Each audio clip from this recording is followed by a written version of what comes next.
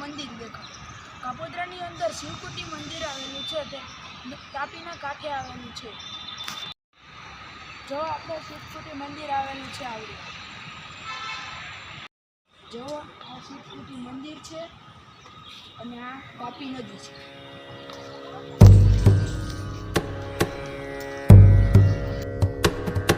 નમામિ શમીશાન નિર્વાણ રૂપમ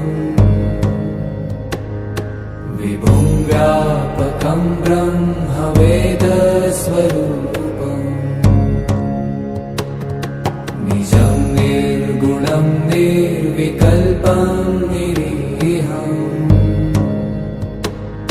ચિદાકાશમાકાશવાસં ભજેહં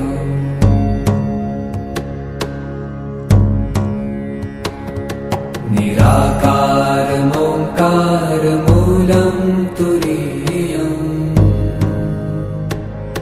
गिराज्ञानगोपीतमीशं गिरीशम् करालं महाकालकालं